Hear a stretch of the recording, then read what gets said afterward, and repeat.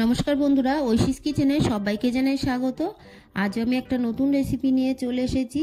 আজ আমি আলু দিয়ে রুই মাছের ঝোল দেখাবো। এই শীতে মটরশুঁটি দিয়ে এইভাবে যদি রুই মাছের ঝোল বানান দেখবেন খেতে দারুণ লাগে। প্রথমেই আমি গ্যাসে কড়া বসিয়ে দিয়ে এর মধ্যে দিয়ে দেব সর্ষের তেল।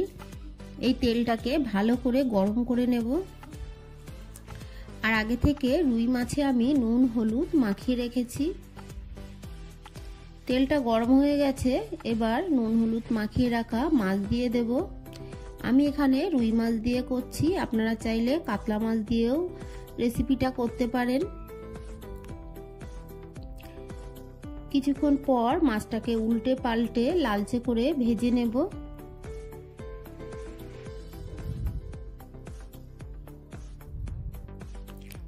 এইভাবে এই শীতে একবার নতুন আলু দিয়ে মটরশুঁটি দিয়ে রুই মাছের ঝোল খেয়ে দেখবেন খেতে কতটা সুস্বাদু হয়। মাছগুলো ভাজা হয়ে গেছে, আমি তুলে নেব।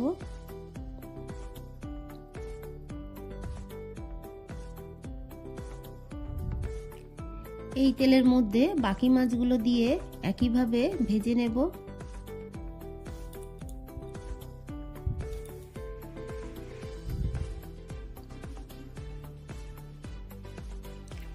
বাকি মাছগুলোকে উল্টে পাল্টে আমি লালচে করে ভেজে নিয়েছি।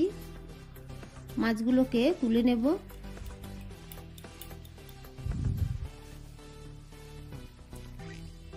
এরপর আরো দু পিস মাছ আছে, সেই দুটোকেও আমি ভেজে তুলে নেব। মাছগুলোকে ভেজে তুলে নিয়েছি। এই তেলের মধ্যে কেটে রাখা আলুগুলো দিয়ে দিলাম। আলুগুলোকে আমি লম্বা লম্বা করে কেটেছি। এর মধ্যে দিয়ে দিলাম একটু লবণ, দিয়ে দেব একটু হলুদ।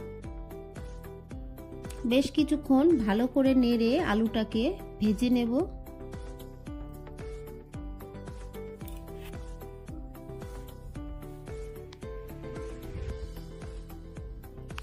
আপনারা এই নতুন আলু দিয়ে রুই মাছের ঝোল বাড়িতে বানিয়ে খেয়ে আমাকে কমেন্ট করে জানাবেন আপনাদের কেমন লাগলো।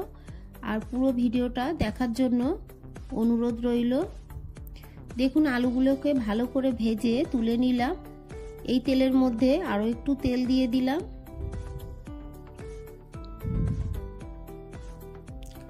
তেলটা গরম হয়ে গেছে, এর মধ্যে আমি হাফ টিস্পুন গোটা জিরে ফোড়ন দিলাম।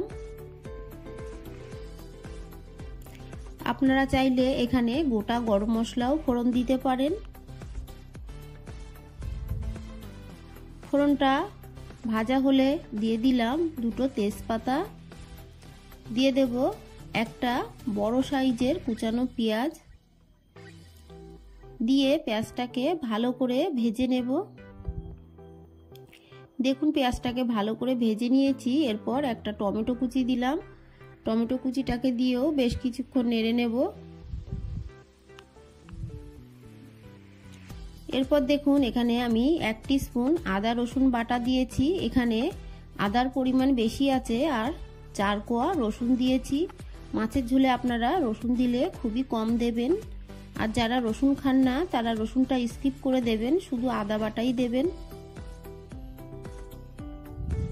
এরপর এর মধ্যে একটু জল দিয়ে দিলাম জিরে গুঁড়ো, দিয়ে দিলাম হলুদ গুঁড়ো। এরপর দিয়ে দেব গোলমরিচ গুঁড়ো, দিয়ে দেব লাল লঙ্কার গুঁড়ো। ঝালটা আপনারা যতটা খান সেই মতোই ঝালটা দেবেন।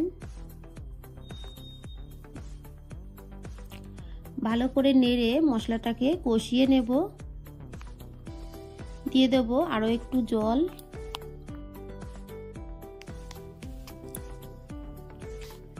মশলাটাকে বেশ কিছুক্ষণ আমি নেড়ে চেড়ে কষিয়ে নেব।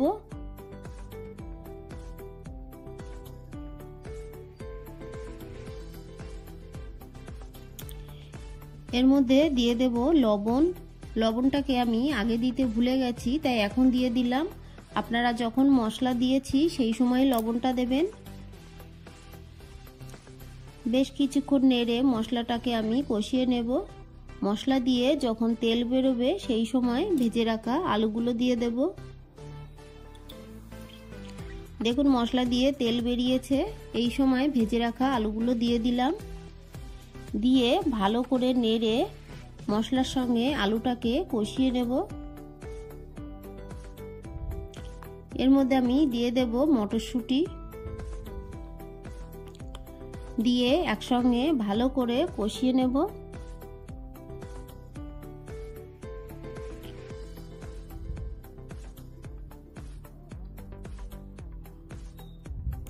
বেশ কিছুক্ষণ নেড়েচেড়ে আমি কষিয়ে নিয়েছি। এরপর দিয়ে দেব পরিমাণ মতো জল।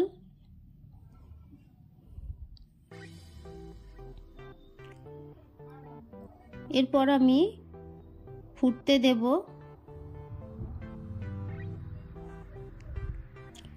ঢাকা চাপা দিয়ে কিছুক্ষণ আমি ফুটিয়ে নেব।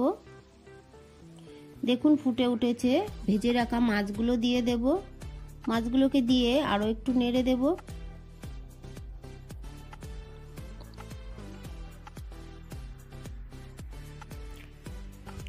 আলুটা যখন 60% সেদ্ধ হবে সেই সময় কিন্তু মাছটাকে দিয়ে দেব।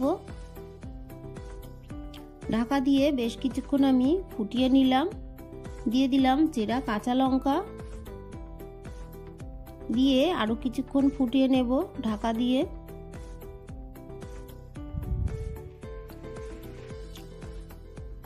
ঢাকাটা তুলে একটু নেড়ে দেব। দেখুন আলুটা সিদ্ধ হয়ে গেছে। আমি আলু গেলে দেব। দু একটা আলু গেলে দিলে তরকারির গ্রেভিটা ঘন হয়। আপনারাও দুটো আলু গেলে দেবেন।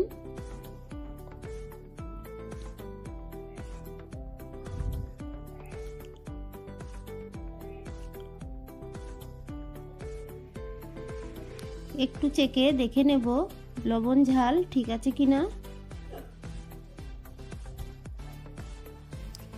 একটু গোলমরিচের গুঁড়ো দিয়ে দেব, তাহলে স্বাদটা বেশি ভালো লাগে।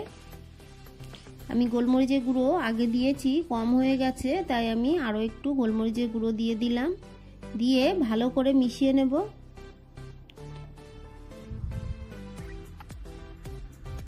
সবশেষে দিয়ে দেব সানরাইজের শাহি গরম মশলা।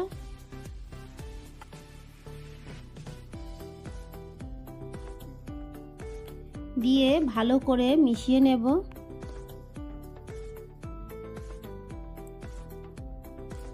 আপনারা ঝোলটা যতটা রাখতে চান সেই মতোই রাখবেন। আর তরকারিটা নামিয়ে রাখার পর কিছুটা ঝোল টেনে যায়, তাই আমি একটু ঝোল করেই নামিয়ে দিলাম। গ্যাসের ফ্লেমটাকে আমি অফ করে দেব। আমার এই রেসিপিটি আপনাদের ভালো লাগলে প্লিজ আমার চ্যানেলটিকে সাবস্ক্রাইব করে পাশে থাকা বেল আইকনটি ক্লিক করে দেবেন, তাহলে আমার নতুন ভিডিও নোটিফিকেশান আপনাদের কাছে পৌঁছে যাবে।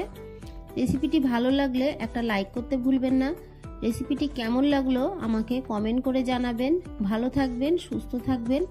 আবার দেখা হবে পরের ভিডিওয়ে। পুরো ভিডিওটা দেখার জন্য অসংখ্য ধন্যবাদ।